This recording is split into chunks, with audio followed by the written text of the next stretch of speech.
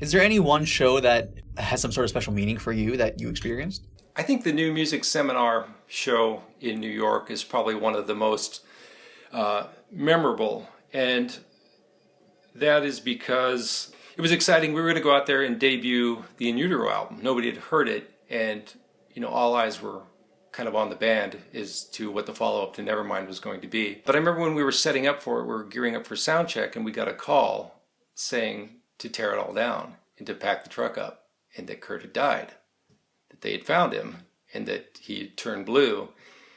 And it's one of those just weird things where you're in shock, and 15-20 minutes later you get another call saying, no, we got him moving, so let's hold off, put it all back, and we're doing the show. So I remember just thinking, like, it's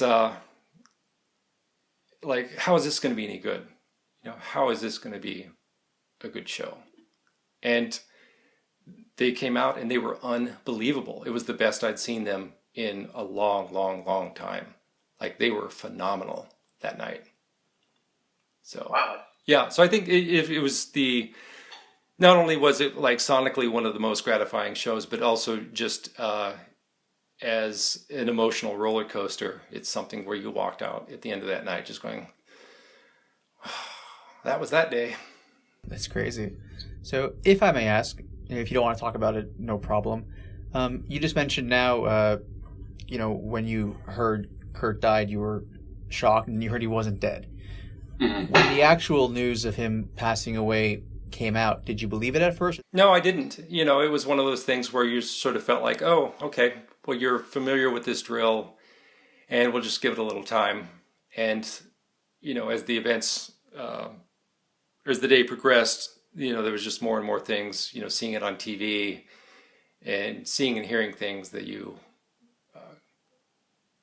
couldn't believe what you were hearing. And they were absolutes.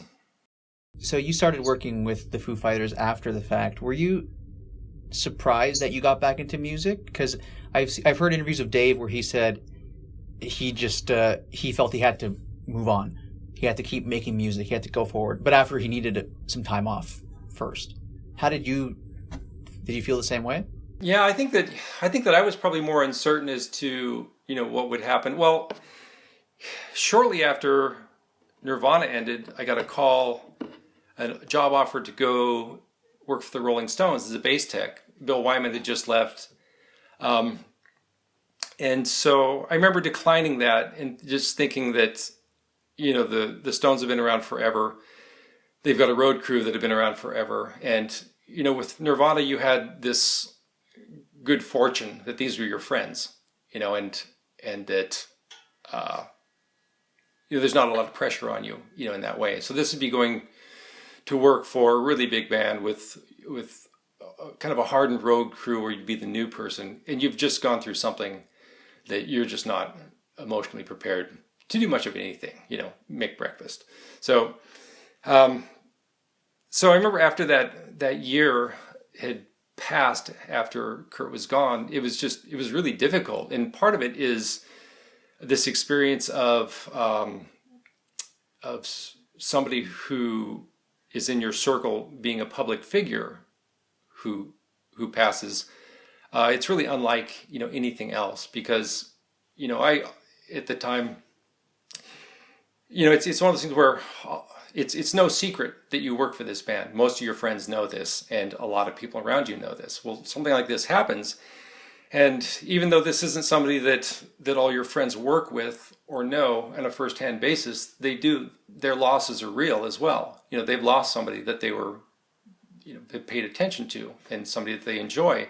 And the first thing they feel like they need to do is to reach out to you and to connect. And so a normal process is, if you were to lose somebody in your circle, probably nobody knows it unless you announce it or share it with somebody. So often we'll go to work and we'll get lost in our work as a way to process this. And you might have a friend at this work that you enjoy talking to and getting their perspective with. And so I think, in a typical scenario, you would share these things, and you would sort of dole out your grief according to your readiness, if you're prepared to. But this was something where you're just being inundated with, usually the lead in was like, hey, I've been thinking about you. How you doing? It's like, oh, pretty good. Well, I can't stop thinking about it. Like, oh, okay. Here we go again. And it was just a constant. It was over and over and over. And so it was just something that you really couldn't escape. And so I remember after a year when Dave called up, I knew that he had the Foo Fighter, project rolling, and he said, hey, we're going to get in the van and go on tour in a couple of days. You want to just jump in and just go? And it was just nearly an impulsive decision, but it was like, yeah, let's go. I just want to get out of here. And it was the best thing you could have ever done. It was just to get out of your life for a minute, to get out of Seattle and to get out of your routine and just get in the van and just go. And we were productive again and doing something new. And it was fantastic. And I think the only thing that was sort of bizarre was that where we couldn't fully escape was that every night we were looking at people in the front row, and a good number of them were wearing a shirt with Kurt's face staring at you all night. And so you couldn't completely, get lost in this thing, which is fine. That's crazy. Thank you so much for sharing that. I really, really appreciate it. It's been 26 years. Are the feelings still as raw as they were back then, or how do you deal with it now? No, in fact, but the funny thing is that they took a really long time, and it was probably about 5 years ago that I realized you were finally at a point where it didn't really affect you in the same way that it did for a long time. And that was when this idea of this abnormality about, how we, typically, I think, throughout life when somebody passed on, there was this natural process where, just this loss of their presence, and eventually, with the way that memory works and keeping things around, you would begin to lose these details of people, and they would eventually fade, into the past, and you would move forward. Well, this is one where, constantly you go into the grocery store and you'd see, a magazine on the rack, and you're just like, wow, and it was just weekly. And so it was something where I think that in some ways, Kurt changed from being just like a person that you knew to something that's, he's now like a legendary person. He's something that's, he's just nothing like what you understood it to be. And so, and it really sort of like crosses the line to where what you remember is so far gone, and you can just not relate at all to what other people are thinking and feeling. I hear you. With someone like Kurt, I mean, I was speaking with Alice Wheeler a little while back, and she told me that, Kurt was a very good friend of hers, and when she would hear people like on the TV or radio talking about him like he was this sort of God figure, it kind of bothered her because, yes, he was super famous, but he was a person at the end of the day. In your opinion, what is the biggest misperception of Kurt that there is out there?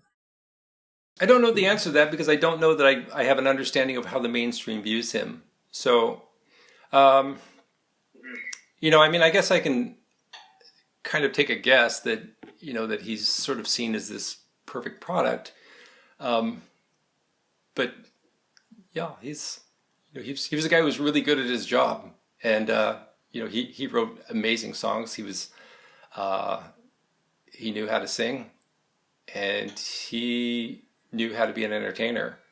So I guess I sort of view him as that. He's like one of those people who was really exceptional at what he did. Ernie, thank you so much for your time. I really do appreciate it. This was wonderful. Thank you for sharing your thoughts with me. Yeah, thank you for treating it with care and for understanding that too, because it is, it's a weird thing, and it's something that I think you understand you have to harden yourself to it in order to process it. It was an incredibly strange experience. Truth is so much greater than fiction, especially in this thing. The reality of it, of this experience was so unlike anything I'd ever imagined. What was Kurt like as a person, just as a friend? How was he like to hang out with? Super unusual, in that he was just incredibly quiet. And so like I never really felt like I knew him like a normal friendship. It's like where you hang out and talk all the time. He's just incredibly quiet, and I think that he was overwhelmed, very much so in the time that I was around him. So I just didn't burden him with any chit chat or small talk unless we needed to talk about guitars or our processes. So I think that we would find humorous things to talk about within that, but it just wasn't like, I think he was pulled at from so many different directions that it was never really like, it was never like a normal like encounter with much of anybody else. I often describe, I think, the experience of being around him is profound because, again, he's also a very unique person. And so it took a little while to realize that a lot of what you're experiencing is you are in the company of a genius, and they don't behave the same way that ordinary people do. And so special rules apply, and just give them a lot of space. And, and that is something that I think is appreciated. What were some of the qualities of him that you would see day to day? Sometimes abstract conversations were really fun. You often would assemble them, after the fact, and his sense of humor was amazing. Like there were times where you'd sort of question, did you actually really say that? And also, where were you going with that? And so I don't know, he was unbelievably funny, profound in ways, and even just how he lived his life, and you very, very, very quickly forgot that he was famous and that he was the legend. Because he was just a very unique guy, but also he just didn't really project any of that kind of stuff when you're around him. Your friendship with him, how has that impacted your life personally? I don't know. I guess my friends will occasionally say they've heard a Nirvana song and the first thing they think about is you, and it's like, oh, that's kind of weird. So, prior to working with Nirvana, did you do guitar teching for other bands at the time?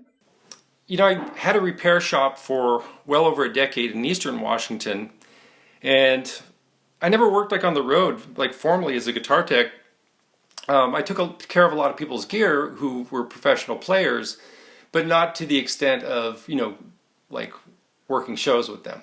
And so that was my first job as a tech. And I think that I'd held off on doing that because I always felt that you had to be incredibly good, to be a guitar tech in terms of repair. And I just remember thinking that it was just something that was just some level of this craft that you had to be just incredibly talented in order to work with famous people. And I found out pretty quickly, getting out on the road, that that wasn't necessarily the case. Like a lot of bands, their crew were people that they grew up with, friends from high school, people that they'd played in bands with, people who just knew how to live on the road, kind of knew basics about like how to handle gear. But it was very uncommon for people to have in-depth, detailed, extensive repair knowledge. So quickly I was getting feedback from people in the industry saying, hey, I heard that you're Nirvana's guitar tech. We've been hearing all about you. We hear that you fix the cars. We hear that you fix, everything. And so it was like, wow. So it kind of put that imposter syndrome to bed pretty early, at least, to where you felt like, okay, I guess I'm cool. I can hang out. How did essentially you start working with Nirvana? When I first moved to Seattle, I took a job. I was managing an espresso bar, and I hired a gentleman named Rob Cater. He and I quickly became friends, mutual appreciation of music and the music that was going on in Seattle. And he happened to be roommates with Jason Everman, who was part of Nirvana. He was actually playing guitar at that point. And so Rob was kind of like, one of their first real serious fans, and he was super passionate about it. He would talk about it all day long, and at least when we were working. And so through him, I started to go see shows. I know that I was trying to date it. I think that there was a show that they played at the Coca that I was at, and I was trying to remember if that was before or after I started seeing them with Rob. I have a funny feeling it was before, and it was just something where, I walked in and kind of watched them for a little while and walked out and didn't connect the dots till later. But through him, we started to go to shows, and it was really they did this thing called Lame Fest. It was at the Moore Theater with Mudhoney and Tad, I believe, and it was the day that the Bleach record was released, and I think it was the first place that you could actually get them for sale. And so Rob went up to the merch table and bought like 5 of them and handed me one. And so that to me, I think was like the first time where I was able to take the album home and hear it like without having the live experience, because live, I think they were amazing if you were up close, but I typically stood back by the soundboard, just to kind of take it all in. So Rob was up there like right in front, and he was like in the trenches. And so he and I would usually have a different perspective about the show afterwards. I was just like, yeah, they're pretty good. And he was like, they were amazing. So, but after I actually had Bleach and gave it a listen, I know that Scoff, Blue, and Swap Meet were songs that were kind of a big deal to me, and changed the way I thought about them and kind of moved them into the top notch in terms of like bands that I was interested in Seattle.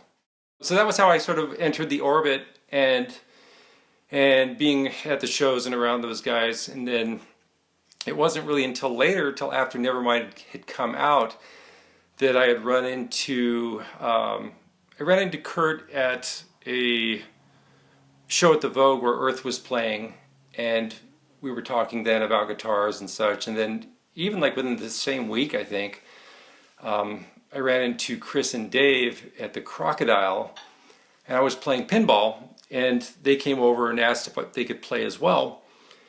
And so we were kind of playing, and we just started talking about guitars and gear and things like that, and the old days a little bit, and talked about Rob for a while. And I guess through another sort of series of events, we started seeing each other more often, and that led to a job offer as they were borrowing a guitar tech from Sonic Youth for a while there. And then at one point, I think it was in Hawaii, they sort of parted ways, and they were looking for someone. And just, I think as a matter of being at the right place at the right time, I asked them what was going on with all their destroyed gear, and they said that, or Chris said that he had it at a handful of different shops around town, and it just wasn't really being taken care of. And I remember thinking in the back of my mind, I'd been around to a lot of guitar stores in the Seattle area, and they were always playing like Soundgarden and Pearl Jam, but nobody seemed to like or be interested in Nirvana. And I was sort of curious, like even through conversations, there seemed to be this funny thing, like even in the mainstream in Seattle, Nirvana had this reputation as being, just like not they just weren't like a conventional rock band. I think they were. I don't know that around Seattle that they were fully understood or accepted at that point. So, and I don't know if that had anything to do with their not being taken seriously or the work being done efficiently, but I just saw that as something where I would have been honored, and to be able to work on stuff for them and to take care of their stuff. So I said to Chris, I said, hey, I'll be more than glad to round everything up, fix it, and have it back to you tomorrow, and free of charge, and he was like, go for it, dude. So I did that, and he had just moved from Tacoma to Seattle, and we weren't living too far apart, and I had a restaurant in Seattle at the time, and so I think because he was sort of new to the neighborhood, and we just sort of had met, and I think it was around a period of time where Kurt was living in LA and newly married, and so I imagine that he was becoming more and more distant with Kurt, and for whatever odd reason, when we first started hanging out, we just started hanging out a lot and going and just doing a lot of things, and that led to the offer to work for them. So now you're working with the band, early 92. Nevermind was released in September of 91, and in January of 92, it hit the number one spot. You were with the band, essentially, right when that explosion was happening. How was that impact on your life? I think you're really just kind of watching them to see how they're doing, because you know that your experience is nothing like theirs. You're in the background and not facing the kind of stuff that they are. What was bizarre, I think, is that is kind of like this line that you cross in kind of what I look back on now as like the two different Nirvanas. Like when you first start out and you're a spectator and, you're a Bleach fan, you're going to shows, you have just no skin in the game whatsoever. And so one day you start working for them and now you're involved and you're invested and you're concerned. And so that's kind of where shit gets real and it really changes. It went from, like I think initially it was really exciting, like, oh my God, you're in and you're part of this world. But then the reality sets in that these are famous people, but their lives aren't perfect. They're incredibly messy. And being a fixer person, repair people, I think by nature, at a young age, you develop a sense of self-worth by fixing things and making things that are no longer functional. Suddenly they work again. And it is something that you enjoy doing. So it's a bizarre thing, I think, to come into when you are working in something that you really feel, I guess, really hopeful for, that you could make this thing a lot better. And so it was really fun for a while. But I think the more that you became involved with it and more invested, the more difficult it ultimately became. Was there any particular turning point where you felt like, okay, things are getting very challenging now? Like, was there any one moment, or was it just the whole thing sort of kind of progressively getting towards that point? I think it was kind of an ebb and flow where we had really fun days where it was as it seemed it should be, where people were working at their peak of human potential, and you were seeing the results. You were seeing incredible shows. There was amazing records being made, and then you had, other things that turned up. And there were other things, and drugs is a really big part of it. And I saw an interview recently with Dave where he said, in Nirvana, there were two different camps. There were people who did drugs and there were people who did not do drugs, and that he was part of the camp that did not. And that was a big part of it, was that you had, the ones who are, were very productive, and we want to make this thing work and to the best of its ability, and to see what sort of an environment you can help create for somebody who is a genius. We understood that we were working with an incredibly talented person. And so, when you saw the choices that he made, and you're looking at it and looking at the realities of it, and you're seeing that there's not really a lot you can do here. And so that's kind of what we had to face. Traveling with the band, what was that physically like? Did you guys all have the same tour bus, or were you in different buses, different planes? Like, what was that like? Well, in the time that I was with them in 92 and 93, they didn't tour much. We were kind of flying everywhere. It wasn't until the In Utero tour that we got back into the buses and that kind of thing. And so, at that point, 93 had just gotten so stressful, and you kind of wind up with this, as you get more and more involved in this thing, you become, I think more mentally and emotionally involved in it. And you realize that it's something it's not going to get any better.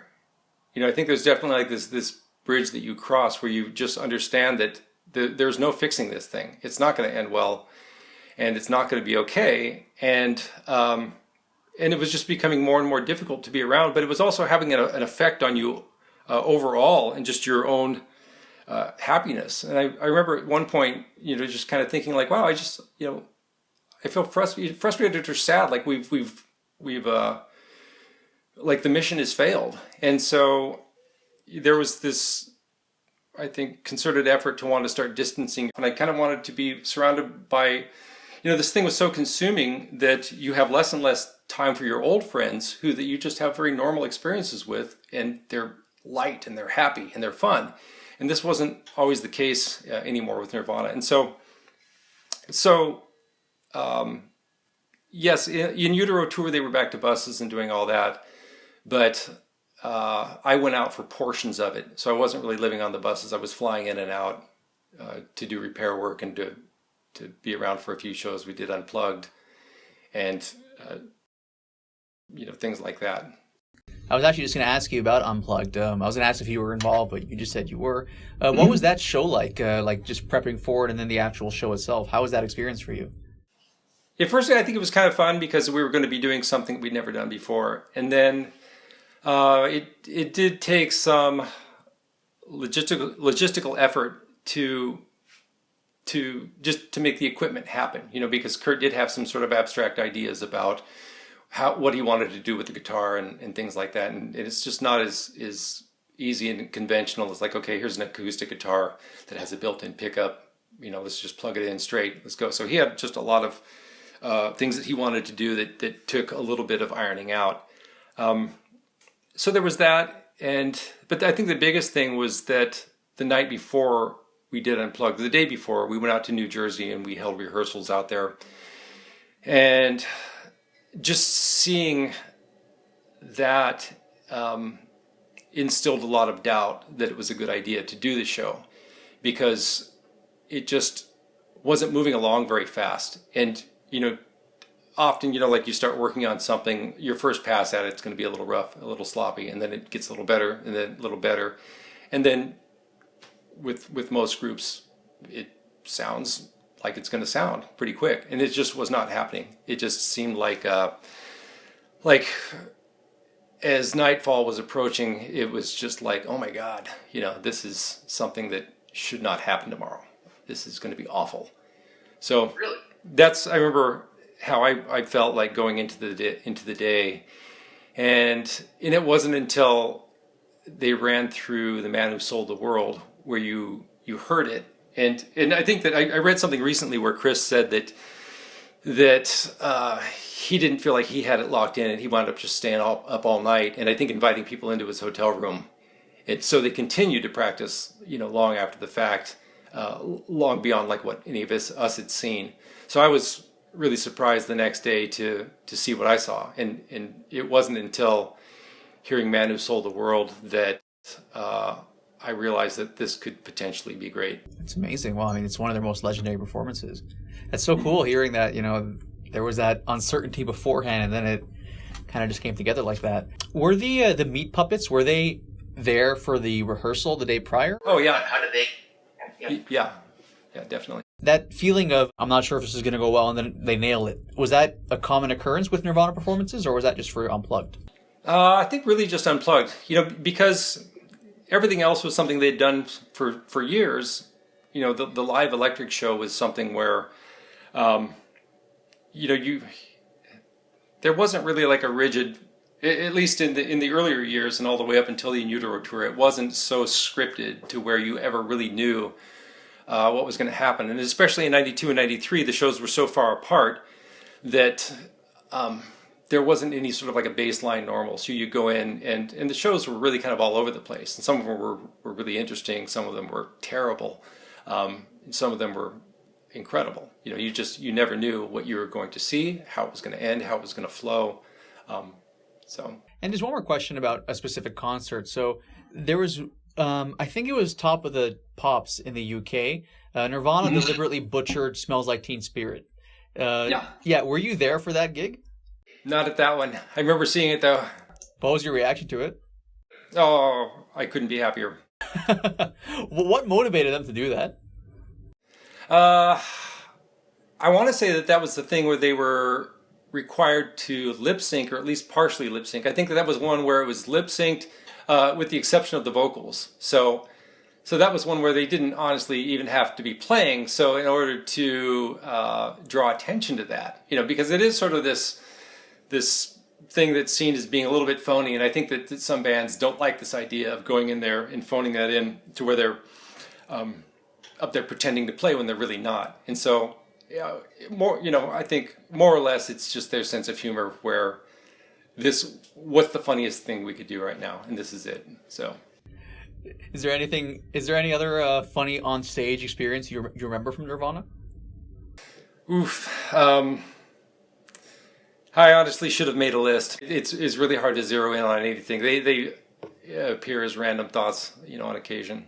There's, stuff that you can and can't share. And it's like, I think the stuff that you do remember, it's unbelievably hilarious. How did you feel about Smells Like Teen Spirit? Because I know that from all the people that I've spoken to from the Nirvana world, that song has so many different meanings for so many different people. Some people are just sick of hearing it. Some people can't get enough of it. Well, how do you feel about that song? I think I'm kind of indifferent now. When it first came out, it was kind of mind-boggling. I think you knew that it was something that was incredibly good. It was a great song, but also too that it was this thing that was going to or could likely propel this local band, into the next phase. And so there's a lot of different memories and emotions associated with it. They also, in the time that you spend with the band too, you couldn't help but observe their feelings about the song and how they sometimes felt like maybe it opened the door to some things that they didn't like, but it also did things that were great for them. It bought them houses. It took care of a lot of problems, but it also created new ones. And so, yeah, it just is that. It's something that I'd probably skip over now if I were to ever put that album on. And maybe just because it's overplayed. It's not, I think, a like or a dislike. In general, what is your favorite Nirvana album? Probably In Utero. What is your favorite Nirvana song and why? Ooh, that's a tough one. I think that, in some ways, it's a lot of people's least favorite, and I really enjoy Very Ape a lot. Very Ape? Yeah, because it's I don't know. There's just a lot in there that really speaks to that moment in time. I also like that it's very unusual. It's weird. It's not really like their other songs, and I kind of like where he was going with that. Really like Scentless Apprentice a lot. I think it's one of the better ones. On a Plane is way up there. In terms of guitar repairs, Kurt Cobain was notorious for smashing his guitars. Was there ever any incident where he smashed his guitar to the point where it was like unfixable? Oh, constantly. And that was the thing where I sort of had a limit where I didn't want to spend more than $200 on a guitar for him back then. I used to find a lot of his guitars for him. And, you know that they're going to get trashed, but you also like to find deals, and there's lots of great deals out there. And, so we would hit the pawn shops, and it was kind of like, well, if I can bring back 5 guitars for under $1,000, that's great. And so, I think if something was damaged to the point to where, well, they're going to have to pay you 3 days' work to fix it, it makes no sense, so. Did you ever tell Kurt to, take it easy with the guitar smashing, or you just let him do his thing? Oh, no, I loved it. It was so much fun to watch because when you spend your life restoring them and fixing them, it's just such the exact opposite of your mindset and your process. So to experience that and to see it, but it's also in a, it wasn't like he took a guitar out of the case and just smashed it, whatever. It was an art form. So like when he did this in concert or live, often it was a protracted event that took place over 15 minutes, and you actually heard this thing being dismantled fret by fret, and you'd hear this thing scream, and it was something that you normally don't hear. And so it was one of the parts of the show that I think that I enjoyed the most, especially when it was done well. Well, one thing I've always found interesting about the guitar smashing habit is that, in particular during the Bleach tour, when Everman was in the band and they were touring in the States and they had this small little van they were driving across everywhere. And I've read in so many different bios that even at that point, he would keep smashing his guitars anyways, even though they didn't have the gear. That just always stuck in my mind because it's like, you don't have the money to buy new guitars. Well, one thing that I remember when I when I got in there and started working, it was that Kurt would show me some of these relics of things that he used to fix himself. And it sort of shows his dedication. Like, there's almost no way that thing could have played in tune after you put that neck on that guitar, and you see some of these examples. And so, yeah, it was interesting. What's a guitar tech's worst nightmare? Like, if a band is on stage and the strings snap right then and there, what is like Armageddon for you? I don't know. I think it's once in a while you'll find yourself looking at a stage and everything you've had your hands on and everything that you're responsible for, and understanding that there's so much that is beyond your control and that anything could go at any point in time. And so it's one of those things that you just think about. But if you've done your job and done it well, that stuff doesn't happen. And I guess it's something where I like to say, road crews typically they'll get credit when something goes wrong, because that's when you're recognized. So if you're good at it, you're invisible, and that's great. And it's really about making the client or the performer have perfect shows and have this experience that people have paid for. They come out and it should be an escape from their jobs and all that they do, to come out and see people do something that appears to be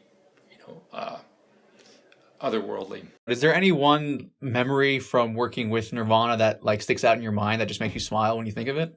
South America was really fun. And that was one where that was an experience that was new to all of us. And to go down to a country to where we don't speak the same language, and to, like when we were out and about around in Seattle, people were generally pretty cool, and you kind of got this feeling of like, well, maybe they're not really that big of a band. And so we'd go down to, there was never like this hysteria in Seattle when we went out and did stuff or saw other bands. But down there, it was really interesting. In January of '93, we did 2 shows. One was in Rio, one was in Sao Paulo. And when we first landed at the airport, we had like one of our people who was working with us stopped and said, okay, we were kind of at these 2 double doors, and they said, I kind of want to prepare you when these 2 doors open. There's going to be a lot of people out there, and we've got these barricades set up, and we're going to wheel you through as fast as possible. And we're like, wow, that's something we've only seen in like Beatle films, and that was the case. And so and that was like the beginning of how that week started, and it was just kind of crazy and surreal, and yeah, I don't think, like, looking back, there was anything quite like it. And I think one of the high points was a handful of us went hang gliding, and it was the first time I'd ever done anything like that. I really wasn't a huge fan of heights, but I remember from my hotel balcony, I was watching these hang gliders come down all morning. And so I think the invitation went out the night before, and I'd initially said, well, let me think on it. And after watching, all these successful landings, I said, okay, I'm in. And in doing it, it was one of the most thrilling. I mean, it was so much fun. It was unreal. And I think that Kurt was the first one that went out, and he landed on the beach, and then I went out over the waterways and came back and landed on the beach. And I remember thinking to myself, that's the craziest fucking thing I've ever done in my life. It was unbelievably rad and super fun. And I remember thinking, all right, like, cool your jets here, because, Kurt's like, he's like crowd surfed at Reading. Like, how do you top that, So I remember he said to me, he says, what did you think? I said, yeah, it was pretty good. He said, that was the most fucking amazing thing I've ever done in my life. So, like... So I just spoke with Steve Albini a few days ago, and he told me that during the In Utero recording sessions, speaking of pranks, he prank called Eddie Vedder and pretended he was David Bowie's producer. Do you have any funny stories like that of you guys pranking people? I think I remember when they came back from that they might have even had cassette tapes of some of those crank calls. I believe that I heard those, and they were amazing. I do remember on one Foo Fighters tour, really early on, we were in this red van touring, and at one point we went to, I think it was like a roadside, like a truck stop in Arizona, and out on like the wooden bench out front, they had this mannequin that was dressed in like a state patrolman's outfit. And so our drummer at the time went in and asked if he could buy this sheriff, this state patrolman. And they were kind of like, no, it's really not, it's not for sale. So he eventually talked them out of it. And then the next thing we know, we have an extra body in the van, as if there's a lot of room. So we drove around for a few days with the state patrolman in our van with us, the mannequin. And then after a little bit of time, we decided, okay, we would like to have the space back so somebody could lay down. So I remember when I was getting rid of, oh no, actually we were in Chicago, forgive me, and we had done a show, and I remember that it was called Officer Peck, and eventually Officer Peck got moved into where all the gear was. So one night we were loading out like these Marshall cabs, and these people who had been to the show were kind of watching us, and they could see the state patrolman all smashed into the back of where all the gear was. And I remember there was this one point where I thought, uh-oh, like that looks kind of real, and we might get pulled over pretty soon. So I wound up getting rid of the mannequin, and but in the process of getting this state patrolman's outfit, I discovered that it fit me like a glove. It was kind of perfect. So I started wearing this for pranks. And so at one point we were in New York, and Greg Dooley from the Afghan Wigs was staying in the same hotel with us at the Soho Grand. And at one point, Dave called my room up, and he said, "Hey, have you still got the Officer Peck costume?" I said, "Yeah." And he said, "You got to prank Dooley." And I said, "Okay, game on." So I put on this Officer Peck outfit, and I got like these mirrored sunglasses. And so I went up to his room and just started beating on his door. And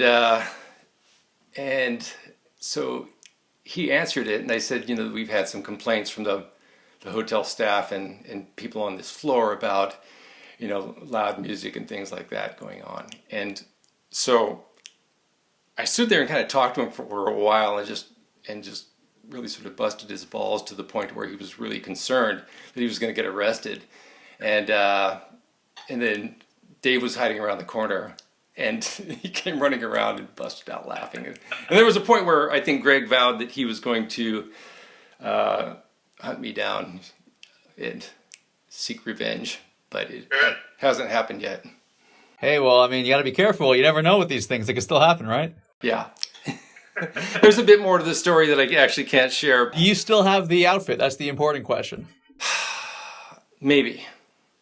Yeah. I don't think I do. I haven't seen it in a long time. Ah, that's heartbreaking. Yeah. Should be in a museum somewhere. Yeah. Do you have any funny Nirvana prank stories? Not that I can think of. I mean, I know that we were always up to stuff, and I have a few, but I can't share them. They're too crazy. How did you transition from actually working with Nirvana to working with the Foo Fighters? Well, we were friends. We all lived in kind of the North Seattle area. Dave was living up there too, and and really we were kind of part of this team that was trying to make Nirvana work and to be a very successful thing, whatever it was. And so but then you also have that thing that happens whenever you, as friends or as people, share a traumatic experience.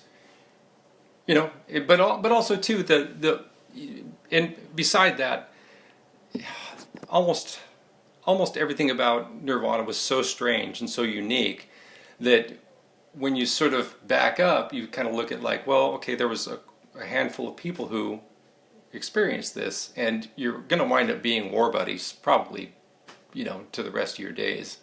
So I think it's one of those things to where, I think as Dave looked at it, like he was going to proceed with a career in music, he knew me, and we were friends, and we were very serious about our work, and we enjoyed pranks a lot. So Chris Novoselic, she, obviously when you have a band with Kurt and Dave, like you got two powerhouses, sometimes he can be overlooked, but he was so integral to the band as well. In your experience working with him, how is he like as a musician and a person?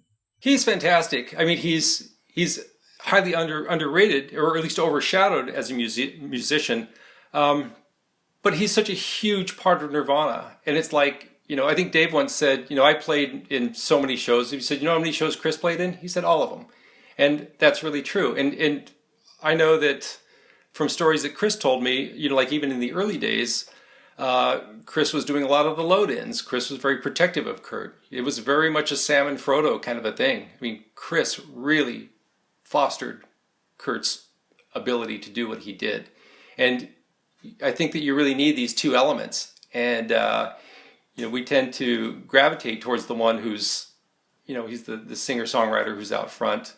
And then, and I think that Chris was perfectly happy to be in the background and let Kurt get all the attention, because it was very overwhelming for everyone. And I think he was as private of a person as Kurt was, but he had the luxury of not having all the attention. Do you have any funny memories of Chris Lascelles in particular? Because he was a prankster too, right?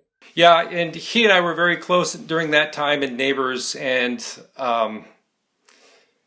there are so many stories. We did so much crazy stuff together, and it was hilarious. One of my favorite, I think one of the funniest moments with him was, I remember going over to his house and we were hanging out, and I think that it was like a last minute thing. He said to me that I think it was the Melvins were playing down at this club called Rock Candy in Seattle. And he asked if I wanted to go down there. And I said, yeah, sure, let's go down there. And let's just go surprise them. We won't even, call or try to get on the list or whatever. So we were standing out in line waiting for the doors to open, waiting in line for the Melvins. And so at one point, I think they were kind of late opening the doors. And there's a lot of people in the line who are looking at this, this guy, he's really tall, and it's obviously Chris from Nirvana. And at one point, Chris gets kind of impatient, and I think he says something like, come on, open the doors. He said, don't you guys know who I am? And we're like, there's this moment of silence. It was like, oh no. And he goes, I played Latka in the hit TV series Taxi. And so with that, it was like, it was just incredible because he looks so much like him, and it's just his sense of humor is so off the charts. So just a question about Reading. In the videos I've seen, there's the band, and then there's this random guy on stage dancing with them. Do you know what I'm referring to? Tony, yeah. Yeah, who is that? I know that if you watch the very first Reading, he comes out and he dances at that. So at Reading 91, he's and I don't know what the history was of like how he came into the picture. I know I've read it, but I've since lost it. But when they did Reading again in I guess it was 92, they had him come back and do the interpretive dancing again. So. Okay, so is he a guy that lives in Britain, or like? I believe so. Either Britain or possibly Scottish. Okay, and who is he? What does he do? No idea. Yeah. He's just some guy. That's funny. So I'm taking it you were at that Reading show, right, in 92? No, not 92. I wasn't. It was a really strange thing because I remember that they were putting together, as everybody was getting ready to go for it, there was like, friends were going and they were bringing their pets, and it was just like, what? But there was this decision made just to bring one guitar tech, I think, just to save some money. And so in Europe shows, Big John would work those, and I was working the U.S. ones. So I was doing all the repair work and all that stuff. But at that time, I think they still thought it was kind of excessive to do 2 techs at a show. And it's like you're headlining Reading. And so it was crazy. And I sat that one out, and and they had some, unfortunate situation where a bass went missing off the other side of the stage because we just did not have coverage. So really? Yeah. So I think after that show was when it changed, and it was like, all right, we're going to have, we need a little more help on stage. About yourself, what is it that inspired you to get into music in general? I know when I was a kid, we used to go to the public pool in the small town that I lived in, and I used to like to set out my towel underneath this speaker that played like this thing that was called American Top 40 that used to play back when I was a kid in the 70s. And so,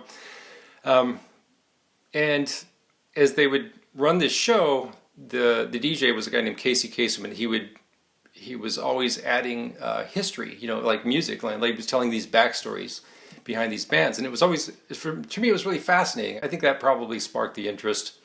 Then at one point, I know I was in school, and I had a friend who played in the pep band, and I had never actually seen electric guitar up close, but I know that just through watching TV, we had there was Saturday Night Live, there's a show called Fridays that was on, Don Kirshner's rock concert, the Midnight Special, these things, where it was such an exciting time for guitar in the 70s, because so much music was based around that, and all kinds of different things were happening. I mean, you had Southern rock and you had Devo, and so you were seeing this the same instrument, but it's just being used in so many different ways. So I think that I became kind of fascinated with it, and then this friend of mine invited me to go down to the band room at school and see his new guitar that he got. And so I went down there and saw he had a white Fender Stratocaster, and that was the first time I'd actually seen one in person and up close, and it was just kind of like time stopped right then and there. The Jimi Hendrix type of white Stratocaster? Yeah, very similar. You yourself, now you make instruments. So talk a little bit about why your instruments and what do you do? I started building them actually shortly after I saw that very first guitar at age 14, but just more as can I do this? And that was also around the time I was learning how to repair them and fix them. And then over the years I made some one-offs and did stuff here and there, but was always maybe a little bit too shy to ever put your name on it, it was just kind of one of those things like introverts or antisocial people do. So, and I was thinking at one point, after a lifetime of doing repair and understanding, this is your identity, being a great repair person essentially is being invisible. If you do really good work, it never happened. That's the goal, is to do work that is, you're typically trying to put something back to where either something unfortunate didn't happen or just happens through normal wear and tear. So I started thinking a little bit about this idea of building as a way to make something tangible that shows what you've learned throughout your lifetime. And it's, I think, a better representation of just yourself. I think when people are trying to figure out who are you, what do you do, what have you done with your time? So for me, being able to make something that encompasses so many things that you've learned, and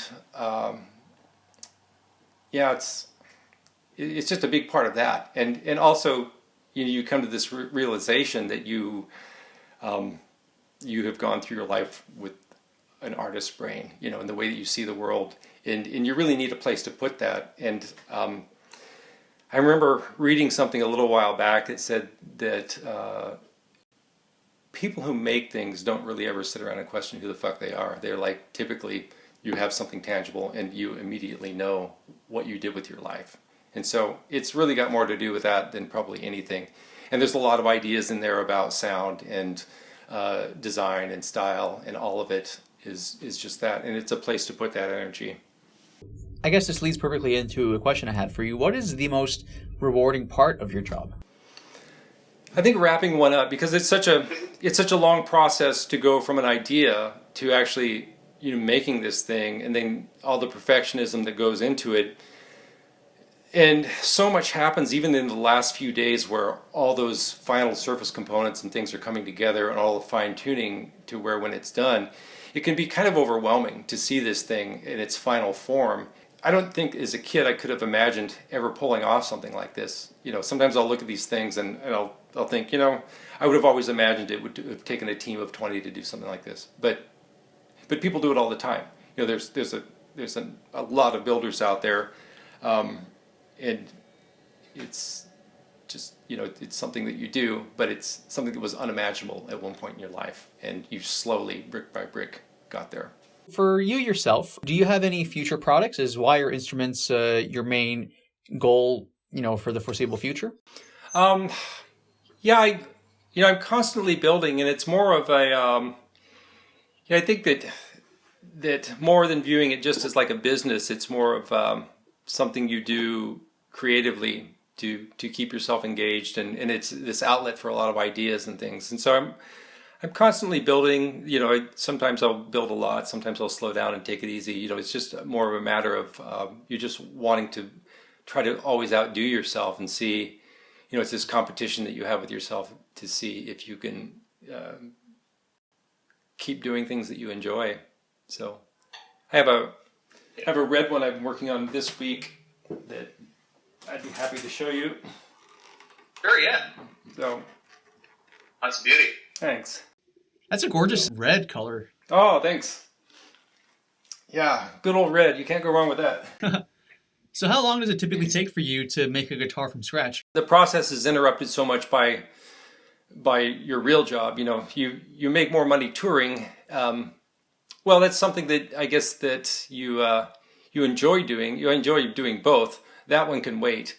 If you get an offer to go out and do something that's lucrative on the road, sometimes these will sit for a year, and I'll get back to them eventually. So I don't know that I've ever figured out a proper timeline where one starts and where it ends. And then I also try to work in batches to where, you make like maybe 6 at a time, because this will make things a little more efficient. And so if you're wiring up control cavities, you kind of get an idea of the best way to do it. And in that time spent doing it, you might as well knock out a handful of them as if you worked in the factory on that process, day after day. So that's as close as you're going to get to that. But it's something where, I think when you have to gear up for every single tiny thing that you do on it, it just doesn't work well with my... And would you ever make any original music yourself? Oh, yeah. I grew up playing in bands, and they were bands that did just that. And that's another thing I've decided to do at this time, was actually dug out my trusty old 4-track tape recorder and brought a lot of weird instruments down here, and was looking forward to doing that in between this. So I really look forward to playing again and getting back out, because I love playing live. It's very fun. I'm kind of from the Mike Tyson school of guitar playing. It's physical. Hey guys, thanks for watching. If you like this interview clip of mine with Earnie Bailey, make sure to subscribe for more, because there is a lot more coming. Everything on my channel is 100% original. I'm the one conducting all the interviews and doing all the editing. So if you want to support me, the best way to do so is simply to subscribe. Thanks for watching, guys.